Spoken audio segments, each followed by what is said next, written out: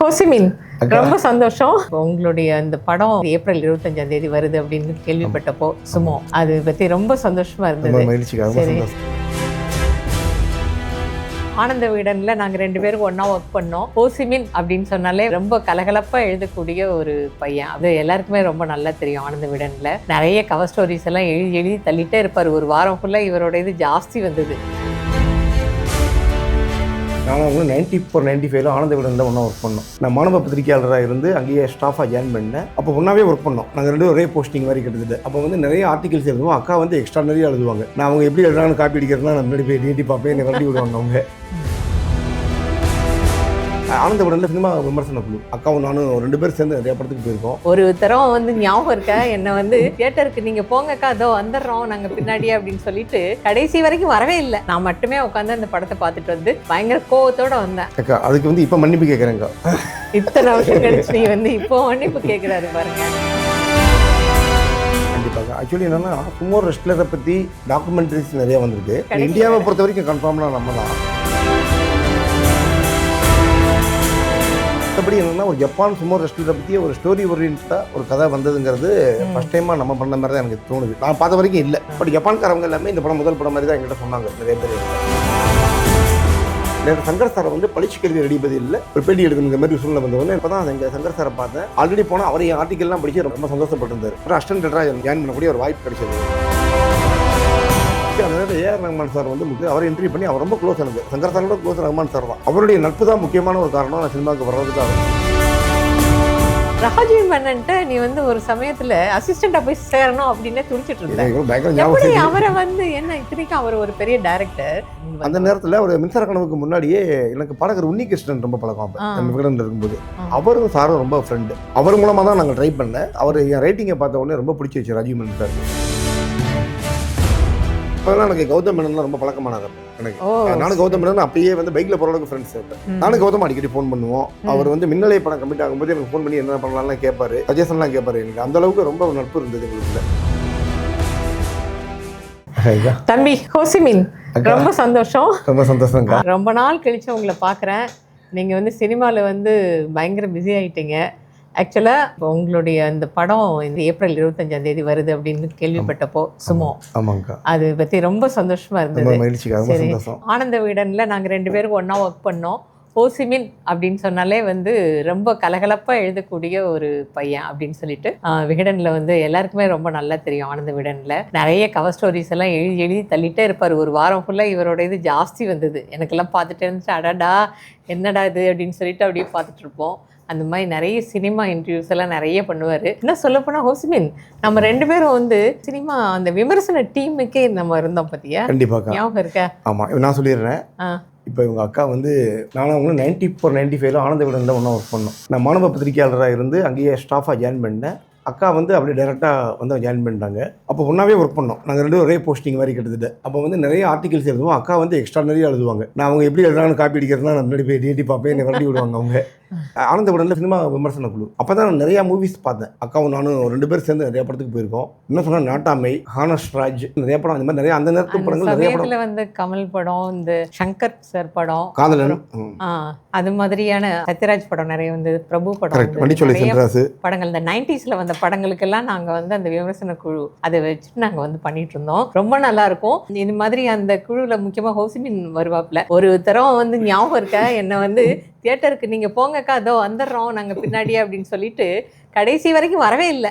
சாந்தி தியேட்டர்னு நினைக்கிறேன். நான் மட்டுமே உட்காந்து அந்த படத்தை பார்த்துட்டு பயங்கர கோவத்தோட வந்தேன். அக்கா அதுக்கு இப்போ மன்னிப்பு கேட்குறேங்க.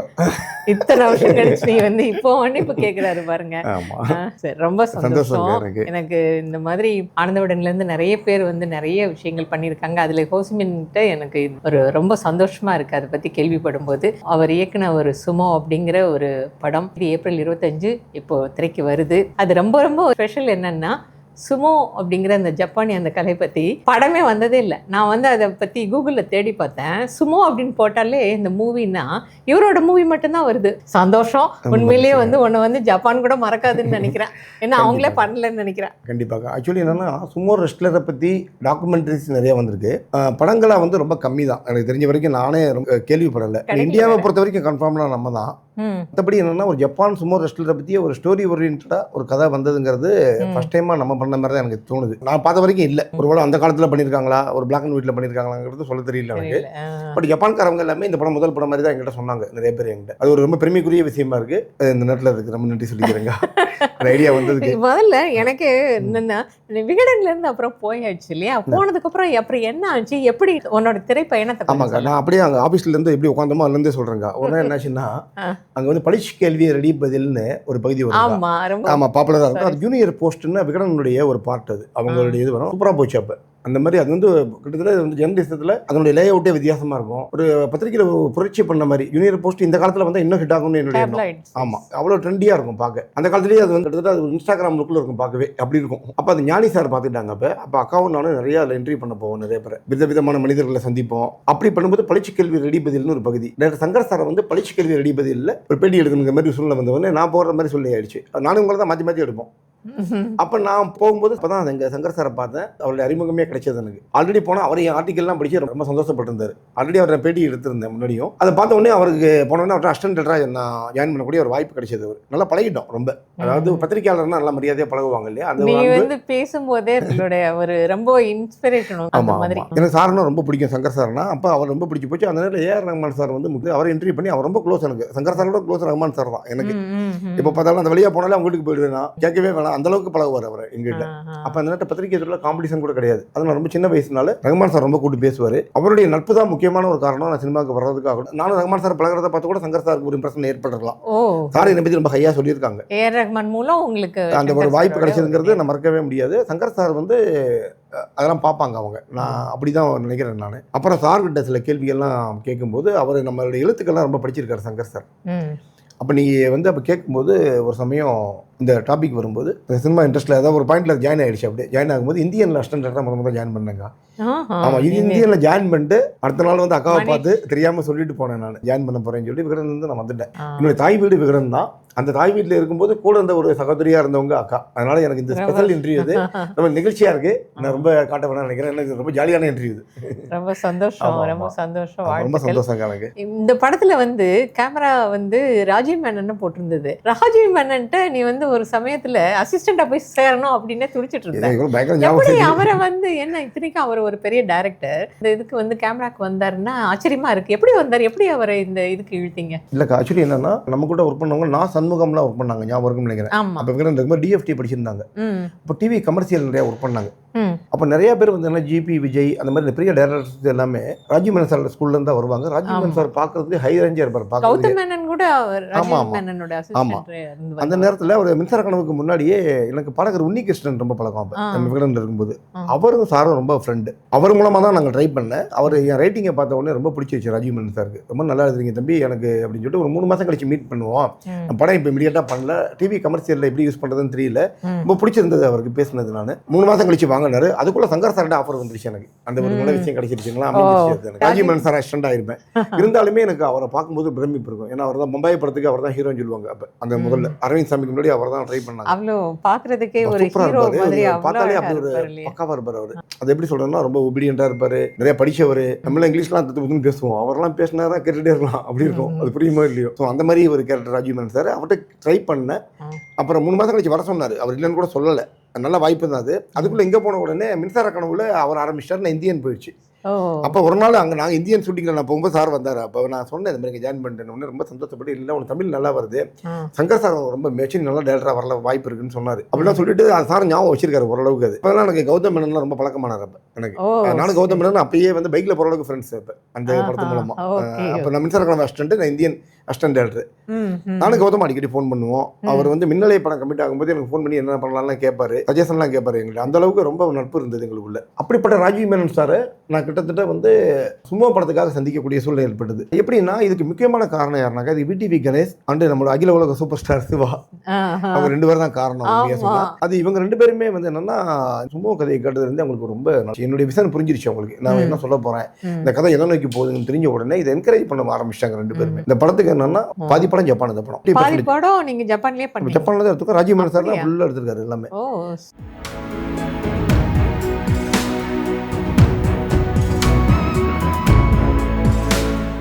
அப்போ ராஜீவ்மன் சார் கதை சொல்லும்போது அவர் கேட்ட உடனே அவர் ரொம்ப பாராட்டினது என்னன்னா, எப்படி யோசிச்சிங்க ஒரு ஜப்பான் சுமோ ரெஸ்லரை கொண்டு வந்து நம்ம ஊர் லோக்கலாக அங்கே எப்படி சென்னையில் உழவ விட்டீங்க அப்படின்னு சொல்லி ஐடியா ரொம்ப நல்லா இருக்கு. கதையாக ஃபுல்லாக கேட்கும்போது ரொம்ப பிடிச்சி போச்சு அவருக்கு. ரொம்ப பவுண்டரி ஸ்கிரிப்ட்லாம் இருக்கான்னு கேட்டார். ரெடின்னு போய் சொல்லிட்டோம் நாங்கள். இப்போ பின்னாடி மாட்டினோம், அதெல்லாம் வேற கதை. அவ்வளோ தொலைக்கு அப்போ சாருக்கு பிடிச்ச உடனே படம் வந்து நல்லபடியாக வந்தது. சார் வந்து சினிமாட்டோகிராஃபராக பண்ணாருன்னு சொல்கிறத தாண்டி ஒரு சின்ன பையன் வந்தால் கூட அவனுக்கு மரியாதை கொடுக்கக்கூடிய ஒரு கேரக்டர் அவர். ராஜீவ்மேனன் சார் கான்செப்ட்டுக்கு தான் மரியாதை கொடுப்பாரு. யாரும் யோசிச்சாலுமே ஒரு சின்ன ஆள் நல்லா பாடினா கூட எங்கிட்ட வந்து பாடி காட்டுவார். யார் டேலண்ட் அவங்க தெரியாத ஆளாக இருக்கலாம், எப்படி இவங்க பாடுறாங்கன்னா அந்த டேலண்ட்டை தேடி தேடி போகிற மைண்ட் அவருக்கு. ஒரு வித்தியாசமாக இருந்தால் அதை நோக்கி போவார். அது என்னுடைய வெற்றி தோல்வியெல்லாம் தாண்டி போவார் உள்ள. அப்படி ரசிச்சு பண்ணார் இந்த படத்தை. அங்கே போய் மவுண்ட் ஃபியூஜியில் தான் ஷூட் பண்ணணும்னு முதல் நாளே சொல்லிட்டார். மவுண்ட் ஃபியூஜியில் எடுத்துருக்கோம். இது வரைக்கும் எந்த இந்திய படங்கள்லேயும் மவுண்ட் ஃபியூஜி வரவே இல்லை எனக்கு தெரிஞ்சு. அது ராஜீவ்மேனன் சார்னால மட்டும் தான் சாத்தியமாச்சு. அது நிறைய கேமராவில் நிறைய சவால்களான விஷயங்கள்லாம் பண்ணியிருக்காரு. ஸோ அவர் பண்ணது இந்த கதைக்கு வந்து ஒரு அழகு கூட்டியிருக்காரு. நான் சொல்கிற கதையை வந்து ஒரு விஷயம் பண்ணி முடிச்சிருப்போம், அது ஏன் வச்சேன் தெரியுமான்னு கேட்பாரு. அதை வந்து கதையோட கனெக்ட் பண்ணி ஒரு பாயிண்ட் சொல்லும்போது அது வந்து வேற அர்த்தம் கொடுக்கும். இப்போ திருப்பி நாங்கள் படம் போட்டு பார்க்கும்போது அந்த மீனிங்கே மாறும். அதுதான் ஒரு மிகச்சிறந்த ஒரு ஒளிப்பதிவு. நீங்க உங்களோட கதைக்கு அவர் இன்னொரு ஒரு பரிமாணம் கொடுத்து அழகுபடுத்திட்டாரு. ஆமாங்க, ரொம்ப லெஜெண்ட் மாஸ்டர். அவரெல்லாம் என்னன்னா இதெல்லாம் இந்த படம் பண்ண அவசியம் இல்லை. அந்த காமிக்கல் ஃபீலிங்கிறத பிடிச்சிக்கிட்டு எனக்கு இது ஒரு வித்தியாசமா இருக்கு, எனக்கு காமிக்கல் படம் பண்ணலையே, நான் கொஞ்சம் இப்படி படம் பண்ணியிருக்கேன் அப்படி படம் பண்ணியிருக்கேன் இந்த மாதிரி பண்ணலையே சொல்லி அவர் மணி சார் கிட்ட தான் பெரும்பாலும் எல்லா படம் பண்ணியிருக்காரு. அப்புறம் சில விருதுகள் வாங்குகிற படங்கள் நினைக்கிறேன் நான். பட் அவர் எனக்கு பயம் ஷூட்டிங்லாம் முதல் நாள் ஜப்பானில் தான் வர ஆரம்பிச்சிட்டோம்.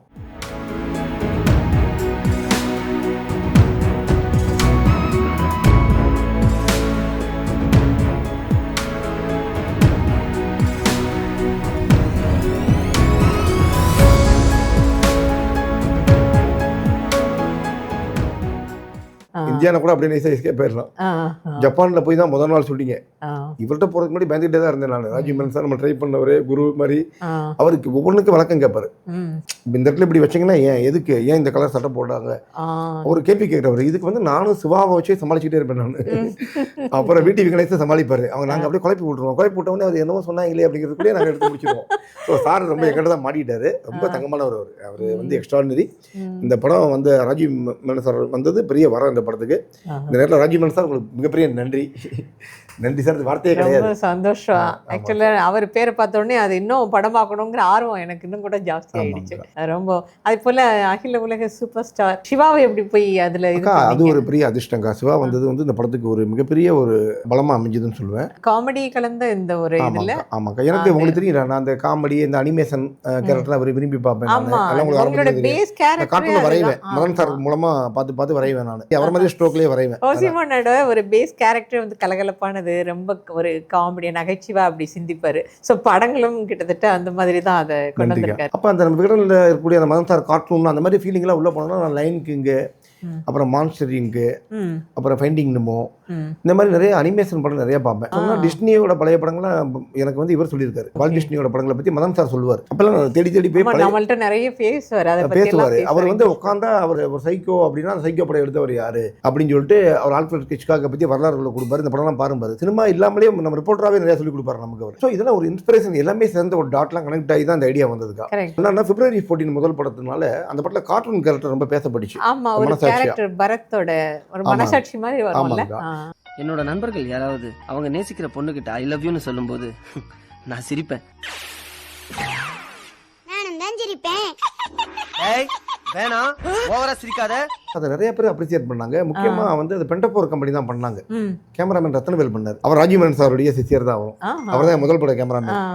அவரு ரொம்ப அருமையா பண்ணி கொடுத்தாங்க. பென்டபோர் ரொம்ப சிறப்பாக பண்ணாங்க. பரத்தோட கார்ட்டூனா வரும். அந்த பாக்கெட்ல இருந்து அனிமேஷன் வந்து டே நீ வந்து அந்த பொண்ணை காதலிக்காத அப்படிலாம் அட்வைஸ் பண்ணுவாங்க, தேவையான்னு சொல்லும். இப்போ இந்த ஐடியா வந்து ரொம்ப மற்றவங்களா இருந்தா ஒரு காமெடி நடிகர் வச்சே பேச விடுவாங்களா, அது வித்தியாசப்படுத்தணும்னு நான் பண்ணேன். அது வந்து நல்ல 7 வரக்கூடிய ஃபீடோ டிடோ கார்ட்டூனுடைய இன்ஸ்பிரேஷன் எனக்கு தெரிஞ்சு.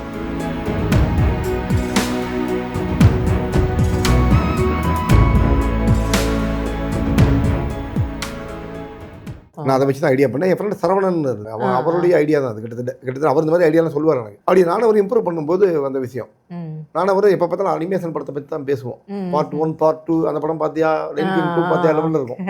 ஸோ இந்த ஐடியாலாம் உள்ளே போயிருந்தேன்னா நான் ஏஆர் ரஹ்மான் சாரை பார்க்கும்போது அவரும் முக்கியமாக ஒரு விஷயம் என்ன பண்ணார்னா, அதாவது February 14 வந்து டிவியில் போட்டால் கார்ட்டூன் கேரக்டர் வரும்போது ஓடி போய் பார்ப்பேன் பாரு, என்கிட்ட ரொம்ப பிடிக்கும், எப்படி யோசிச்சேன்னு கேட்பார். அடிக்கடி என்னை பார்க்கும்போதெல்லாம் கேட்பாரு, நீ என்னடா நினைக்கிற இந்த லெட்டரை பற்றி? நடத்துடி நடத்து. வந்தா லவ், போனா ஃப்ரெண்ட்ஷிப். டேய் என் காதல் சக்சஸ் ஆகணும்னு ஆண்டவன்ட்ட வேண்டிக்கோடா. அப்போ ஒரு நாள் என்ன சொன்னார்னா, இந்த மாதிரி கேரக்டர் இம்ப்ரூவ் பண்ண நீ, இதெல்லாம் டிஃப்ரெண்ட்டாக இருக்கு ஐடியாஸ் எல்லாமே, இது மாதிரி நல்லா கொண்டு வா. அந்த சமயத்துக்கு அது புதுசு நல்லா இம்ப்ரூவ் பண்ணு, நீ அப்படியே அடக்கி வாசிக்கிற மாதிரி அவர் ஒன்றா சொன்னார் என்கிட்ட. நான் அதெல்லாம் யோசிச்சு பார்க்கும்போது ஒரு ஒன்றும் என்னாச்சுன்னா, எங்கள் வீட்டில் சின்ன பசங்களாம் இருக்காங்க இல்லையா, அண்ணன் பசங்கள்லாம் குட்டி பசங்களாம் இருந்தாங்க. அவங்க வந்து இந்த பெப்சி விளம்பரம்லாம் வரும்போது, அந்த மாதிரி நிறைய டிவி கமர்ஷியல் கிரிக்கெட்டில் விளையாடும்போது இந்த அட்வர்டைஸ்மெண்ட்டில் வரக்கூடிய சுமோ ரெஸ்லர் வருவாங்க.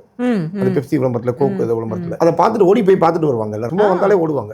ஓடி போய் ஆசையாக பார்த்தோன்னே எனக்கு குழந்தைகளுக்கு இது பிடிக்குதுங்கிற அட்ராக்ஷன் பிடிச்சது.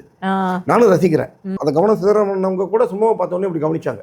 அது மொத்தமாக 5-6 சும்மா வருவாங்க, சட்டை போடாமல் குழு குழு குழுன்னு ஓடுவாங்க. அது குழந்தை மாதிரி இருக்கும், நல்லா இருக்கும், குண்டு பசங்களாக இருக்க மாதிரி இருக்கும். இது வந்து ரொம்ப அட்ராக்ட் பண்ணோன்னே இந்த ஐடியா வரணும் என்னன்னா, இது ஒரு படமாக ஏன் ஆக்கக்கூடாது, நம்ம ஊரில் சும்மா உலகப்பட்டா என்ன, இது ஒரு பயங்கரமான ஐட்டம் ஆச்சு. அது ஏன்னா நம்ம எங்கேயோ போகிறோம், ஒரு ஃபாரினர் பீச்சில் பார்க்குறோம். இப்போ மகாபலிபுரத்தில் நாங்கள் வந்து போகும்போதெல்லாம் பார்த்தீங்கன்னா ஜீன்ஸ் படம் நாங்கள் நிறைய எடுத்தோம். கொலம்பஸ் பாட்டி அங்கே தான் எடுத்தோம்.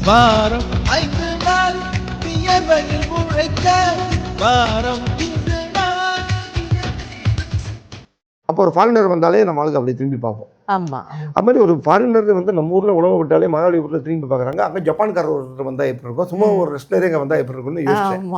இவருங்க எப்படி வருவார், ஏன் வருவார் அப்படின்னு ஒரு நான் வந்து பின்னாடி யோசிச்சேன். அது எங்கள் டைரக்டர் சங்கர் சார் தான் காரணம். அதுக்கு முக்கியமாக என்னன்னா, அவருடைய அப்ரோச்லேயே தான் போனேன்னா, அவருக்கு ரொம்ப ஜாலியாக யோசிப்பார். வந்து நம்ம பண்ணுற வரைக்கும் பண்ணுவோம், போய் பார்ப்போம்னு பாரு. போகும்போது என்ன காத்திருக்குன்னா, நிறைய கதைகள் நம்மளை வந்து பாதியிலே அனுப்பி விட்டோம், திருப்பி போடா வேணாம் அப்படின்னு சொல்லுவோம். இந்த கதை அப்படி சொல்லலை. நேராக உள்ளே போகுது. அது போகும்போது பார்த்தா சும்மா ரெஸ்லிங்கை பற்றி படம் வந்தது இல்லைன்னு சொல்லுது. இது 1500 வருஷத்துக்கு முன்னாடி இருக்கக்கூடிய ஜப்பானுடைய கேம். இது இன்னைக்கு வந்து ஜப்பானுடைய நேஷனல் கேம். அது அதோடைய ஸ்போர்ட்.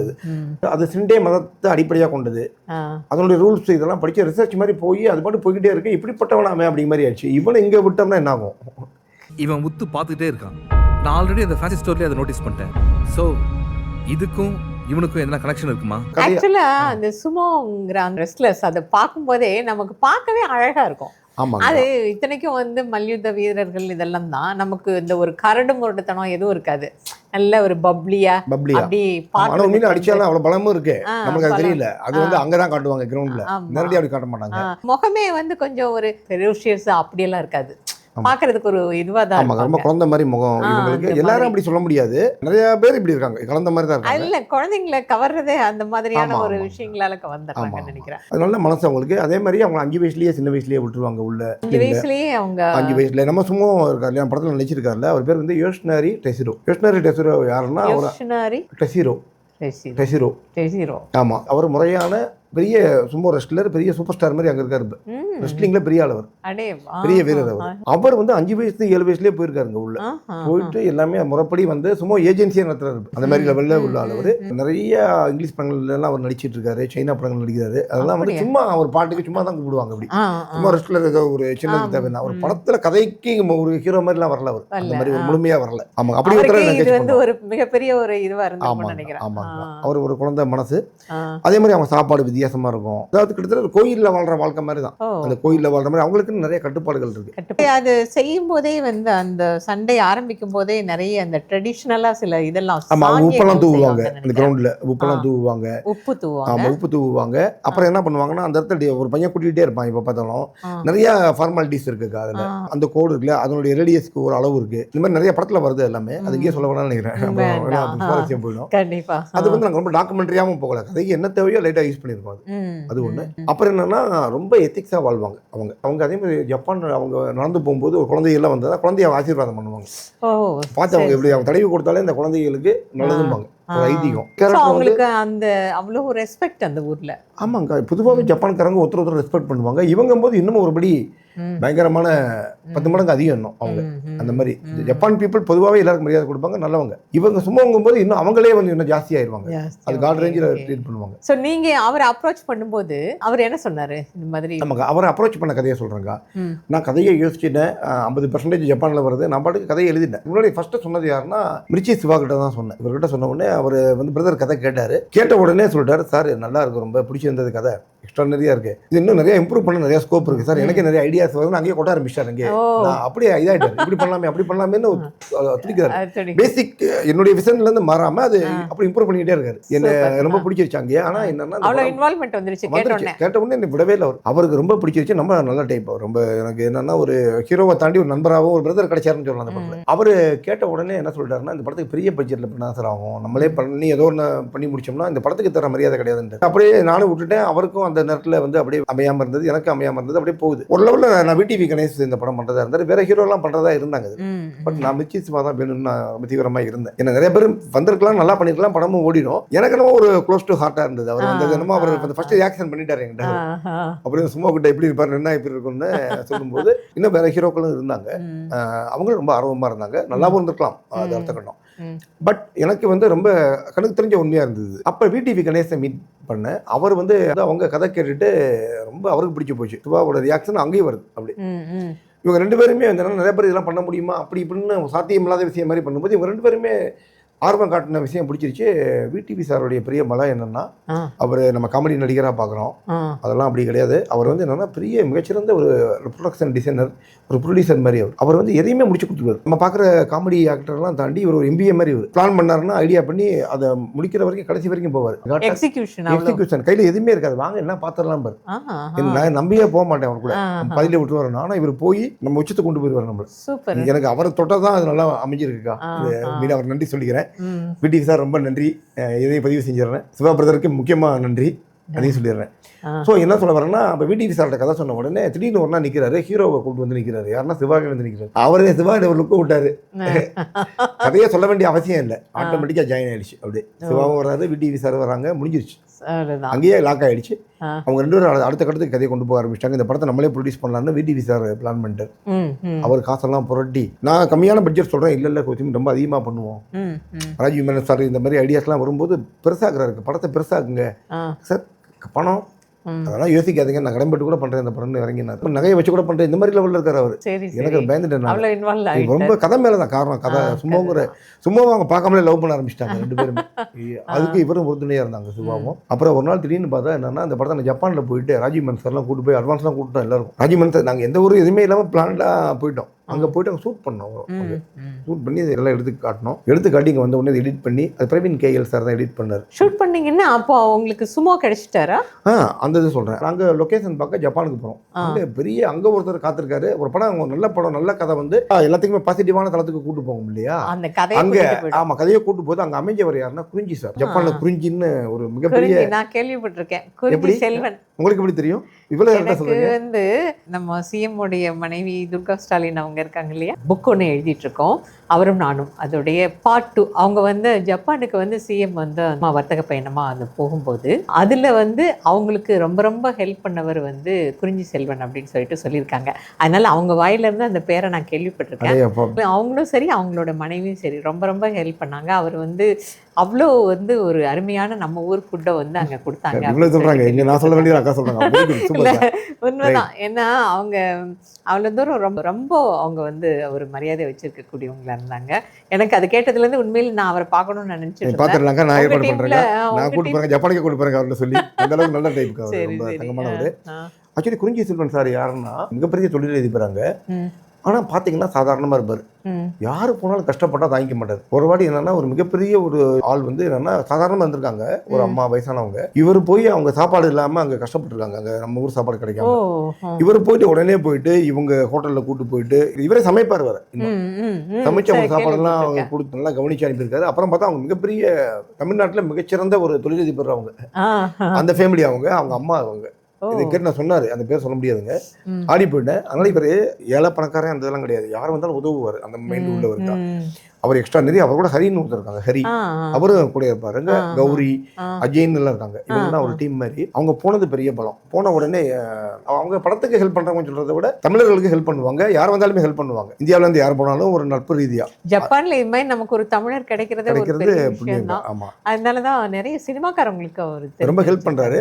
அதில் முக்கியமாக என்னன்னா, நாங்கள் சும்மா இந்த கதையை கேட்ட உடனே அவர் ரொம்ப பிடிச்சி போச்சு. அவருக்கு பிடிச்சி போன உடனே நான் சொன்னேன், இந்த மாதிரி சுமோ ரெஸ்ட்லிங்கெல்லாம் மெட்ராஸ்லேயும் நான் பார்த்துருக்கேன். IIT கல்ச்சுரல் ஃபெஸ்டிவலுக்கெல்லாம் சுமோ ரெஸ்ட்லர் வருவாங்க. நான் வர வச்சு மீட் பண்ணி ஆ. ரெசிடென்சி டவர்ஸ் ஹோட்டல்லாம் மீட் பண்ணியிருக்கேன். நான் போய் நானே இதெல்லாம் நான் வந்து கையில் பணமே இல்லாத நேரத்தில் கூட நானே தேடி தேடி போவேன். ஓ சரி சரி.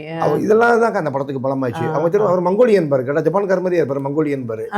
இன்னொருத்தர் பார்த்தா நான் வந்து அங்கே இன்னொரு நாட்டிலேருந்து வரேன் பாரு, ஜப்பான்கார தான் எனக்கு வேணும், ஆரிஜினா தான் அப்படின்னு சொல்லிட்டு நான் கேட்பேன். அப்போ இது ரொம்ப பிடிச்சது. குறிஞ்சி சார் சொன்னார், நீங்கள் ஜப்பான்காரே வேணும் தேடி வந்தது உங்களுடைய கதையோட பெரிய படம், அதை நீ விட்டு கொடுக்காம இருக்கீங்க அப்படின்னு சொல்லி நம்ம நல்லாலே காட்டுறேன்னு சொல்லிட்டு நிறைய பேர் வந்தா அந்த போட்டியில் வின் பண்ணியிருப்பாங்க. அவங்க பார்த்தா வின் பண்ணவர் ஒல்லியா இருப்பார், சும்மாவும் இருக்காங்க, ஆனா லுக்கு நார்மலா இருப்பாரு. நான் போட்டியில வின் பண்ணிடுவாரு. இவர் நம்ம படத்துக்கு வந்து மக்களுக்கு அது புரியாது, தோற்றம் பத்தல. நான் எதிர்பார்த்த அந்த பசங்க ஓடி பார்க்கறது மாதிரி இல்லை. இப்படி வந்து ஒரு 7-8 மேட்டர் எனக்கு சரியா செட் ஆகல. ஒரு முடியா வச்சிருக்காரு, ஒல்லியா இருக்காரு, காமெடியா இருக்காரு பார்க்க, ஆனா அதை பார்க்க மாட்டாங்க, சும்மா நம்ப மாட்டாங்க. நான் பார்த்த விளம்பரத்தில் வந்த மாதிரி ஆட்கள் எங்கேயா கிடைக்குமான்னு தேடுறேன். அப்படி பண்ணும்போது உடனே குறிஞ்சி சார் ஒருத்தர் காட்டுறேன் சொல்லி ஒரு போட்டோ காட்டுறாரு. பார்த்தா எனக்கு ரொம்ப பிடிச்சிருந்தது, இவர் தான் அப்படின்னு கிடைச்சிட்டாங்க. அவங்களுக்கு 3 பேருக்குமே சந்தோஷமாயிட்டோம். நேரா அவர் கார்ல கூட்டிட்டு போயிட்டாரு. போனா சும்மா ஏஜென்சிக்கு போனோம். அங்க வந்து ஏஜென்சி இருக்கும் சும்மாவுக்குன்னு. அங்க போனா அவரை பாக்குறதுக்கு முன்னாடி நாங்க சொல்லிட்டோம், நாங்க பெரும்பாலும் அவங்க எப்பயுமே அந்த ட்ரெஸ் போட்டு இருக்க மாட்டாங்க. அவங்க வந்து கோட் சூட்லாம் போட்டிருப்பாங்க, ஒரு கார்பரேட் லுக்ல இருப்பாங்க பார்த்தா. நாங்க சொல்லிட்டோம். அதே மாதிரி சில பேருக்கு இந்த மாதிரி அவங்க ஹேர் ஸ்டைலே வேற மாதிரி இருக்கும். அவங்க நான் சொல்லிட்டு சும்மா ஒரு ரெஸ்லர் மாதிரி அப்படியே நாங்க பார்க்கணும் ஃபர்ஸ்ட் லுக்லயே, அதான் எங்களுக்கு தேவைன்னு சொல்லி நாங்க வேணும் பார்க்கல, அப்படியே தலையை இப்படி திருப்பிக்கிட்டோம். இப்போ ட்ரெஸ் பண்ணிடுவாங்க அப்படின்னு சொல்லி அவங்களுக்கான அந்த இம்ப்ரெஷனே நல்லா வேணும். ஆமா, அதே மாதிரி அந்த காஸ்டியூம் வந்து போட்டிருப்பாங்க, அந்த இது அதுக்கெல்லாம் ஒரு பேர் இருக்கு. இதெல்லாமே என்னன்னா அவங்க பண்ணிட்டு வரும்போது அவர் அந்த ட்ரெஸ் சேஞ்ச் பண்ணிட்டு இருக்காரு உள்ள. நம்ம சும்மா ரெஸ்லர், சும்மா சொல்லக்கூடாது ஆக்சுவலி, சும்மாங்கிறது கேம் நேம் தான். சும்மா ரெஸ்லர் நாங்க சும்மா பழகிட்டோம். ஆமா, இது எப்படின்னா இது வந்து கெத்து மாதிரி, கெத்து அந்த மாதிரி காமெடி ஆயிடுச்சு.